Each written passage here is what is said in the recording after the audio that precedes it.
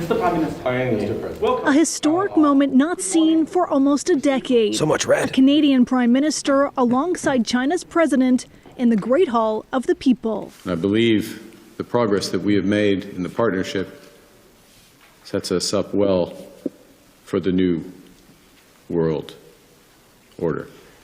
Ooh, gee. Let's talk about Canada. I would like to see a fundamental shift in our mindset. And I mean, even with the administration. A lot of the times when we're talking about Venezuela, when we're talking about Iran, it could be Russia, Ukraine, any conflict, people say, well, international law, and we kind of discussed that. They say, well, what if we lose our allies? Then things could be unstable and at risk. I want to let you guys know something. What controls the behavior of unstable actors in the world is only the United States. It's only the might of the United States, period. So what we do determines how the rest of the world acts. That's the real world. It's not NATO. Certainly isn't the UN. And so we should approach Canada with that mindset.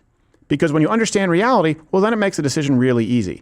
As the world changes and people pick sides, do you want to be a part of the New World Order? Canadian Prime Minister's words, not mine. Or the America First Order, the American-led order. Just so you know, you've actually been living under the latter. It is the United States. It is the United States. That is the only reason, Canada, that you are allowed to be. It's not NATO. It's not the UN.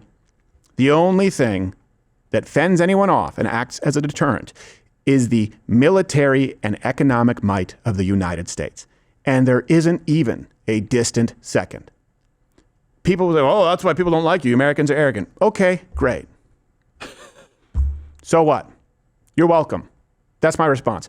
You are welcome. And I know this all too well because I spent my formative years in Canada. I really hope that Alberta sees what's going on and they consider separating. We would love to have you as an ally. So Canada, their prime minister, yesterday, he was in China. By the way, he's been very cozy with China for a long time. And bootlicking would be putting it mildly.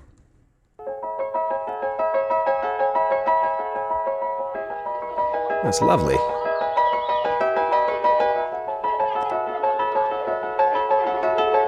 Mr. Prime Minister. Mr. President. Welcome. A historic moment not seen for almost a decade. So much A red. Canadian Prime Minister alongside China's president in the Great Hall of the People. I believe the progress that we have made in the partnership sets us up well for the new world order. Ooh, gee. It almost seemed like he didn't want to say it. Like he was being forced. Yeah, but he said it. Oh. By the way, I'm going to issue my 5-point plan or 5 points of demand from Canada and what we do with them. Because I want to offer solutions just like we did for housing, just like we did for healthcare, just like we did for voting. And I don't think this one is that difficult to solve. You just heard him. He has chosen to align himself with China instead of the United States. He then clarified the New World Order remarks to Bloomberg, and it's not great. Yesterday, when you met with Premier Lee, one of the things you said in the public remarks was this partnership, Canada and China, this new partnership sets us up well for the New World Order. What did you mean by that? What is the New World Order? Well, it's a great question, Brian, because I think the world is still determining what that order is going to be. And let's be clear what we're talking about first and foremost, which is what is going to govern global trade? What is the role of the WTO going to be? How important are bilateral deals such as the one we're developing? Use fancy word, like the architecture, the multilateral Fancy system word. that has been developing these is being eroded, to use a polite term, undercut, use another term. So the question is, what gets built in that place? He really likes to explain to you that he's going to use words. It's true. Yes. I'm going to use a fancy word. I'll use a polite term. I'll use a different term. We're familiar with terms. Thank you. And words, Carney. Man that makes it Chinaman look tall. We don't need your retard schoolhouse rock, okay? Can somebody pie him so that I don't have to do it? Those were the days. Yeah, Canadian Prime Yes, just to give you an idea how unserious a country Canada is. Their prime ministers, not assassination attempts, successful pieings. I know what you're asking yourself. No, you don't just mean that. Yes, a pie in the face. And not thrown at distance. I mean up close, Bozo the Clown, and twist. And no one did a thing. Ooh, a twist? Yeah. They got to grind it into their face. It's just, it really is humiliating when that happens. It's like, oh, this is bad. Wah, wah, that's worse. Dunk tank next. Now, if you guys don't remember this, Carney, he has Carney in the name. That's true. It's a proud family of carnival workers, and you are being disrespectful, sir. Small hens. Look, just because you couldn't put the basketball through the baseball hoop. Yeah, I mean, he had a very different tone just prior to the election. Here's the thing. I agree with some of the things he said there. I think the biggest security threat to China, Canada is China.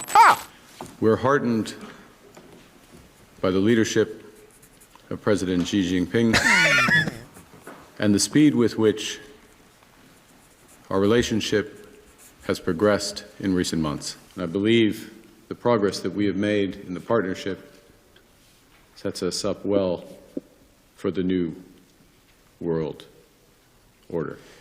Yeah, and I'll just let you know the new deal is Canada will be allowing Chinese vehicles in, their electric vehicles. They're going to drop their tariffs. China will drop their tariffs on Canada. There's going to be cooperation on energy development, and China is going to allow visa-free travel. So he covered a lot of this in one of his conferences. Prime Minister, less than a year ago, you said that China was the biggest security threat to Canada. Do you still believe that?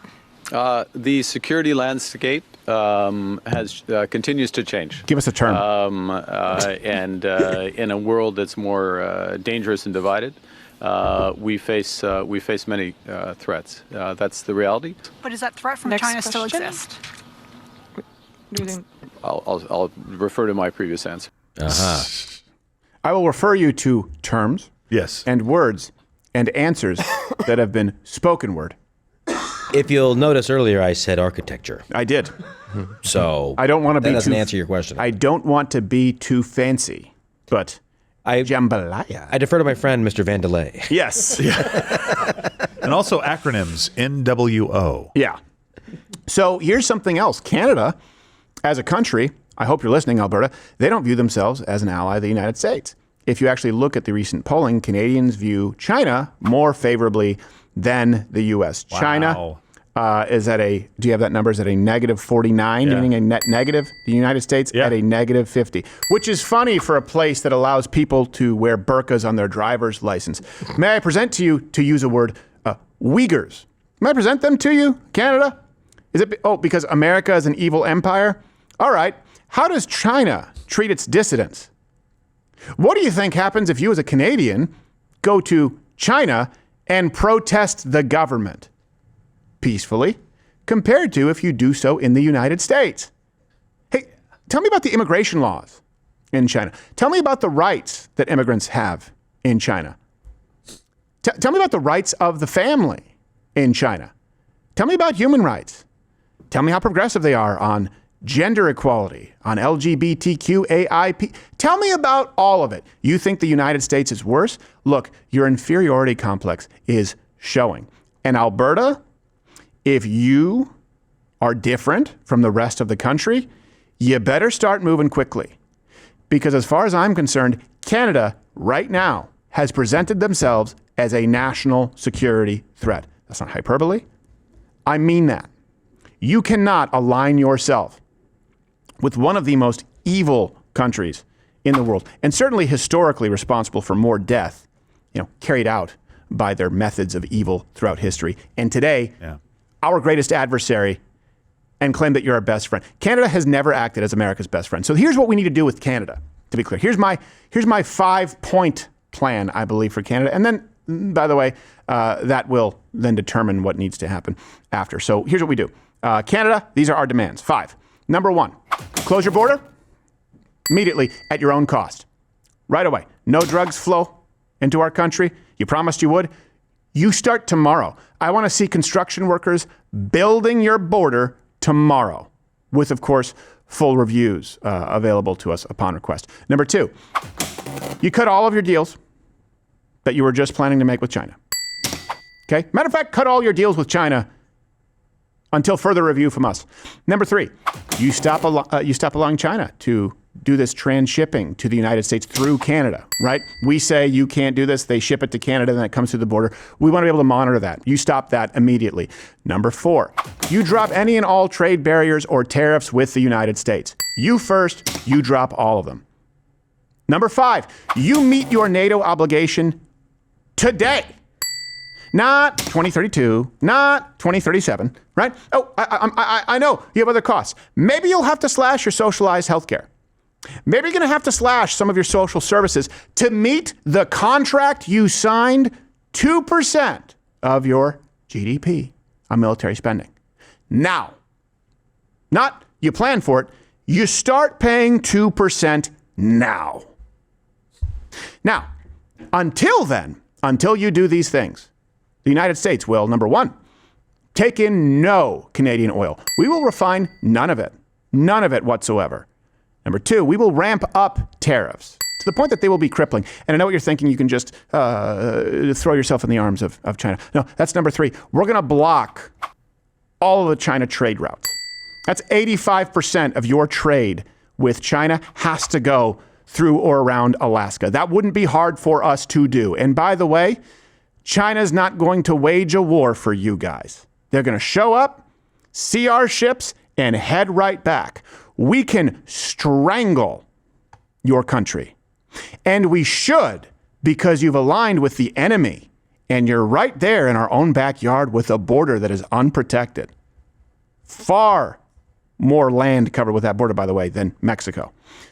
You want me to repeat it really quickly, just so everyone understands? Again, I mean every word that I say. Number 1, close your border, Canada. These are our demands. You cut off your deals with China. You stop allowing China to transship through you. You don't play that game. You drop your barriers. You drop your tariffs in the United States. You meet your NATO obligation immediately, not a few years from now. Until then, we will refine nothing. We will take in none of your oil. We will ramp up tariffs, and we will block your new buddy in China from getting anything to you. Alberta, if you don't like these terms, you should separate. Don't have to be a part of the United States. You just have to make sure you're not a part of Canada. And we would be happy to trade with you and make a new friend. And let's actually be friends. You guys let me know what you think about that. I mean every single word. I would like to see it start tomorrow. We can't allow this in our own backyard. This is the only alternative to Venezuela-ing Canada with Carney, and I don't think he likes that either. Oh, you're still here? And you're still watching this on YouTube? You've probably noticed something is missing by now. I'm not here. That's because the Live Daily Show is now streaming exclusively on Rumble weekdays at 11 a.m. Eastern. Tune in there, where nothing is censored.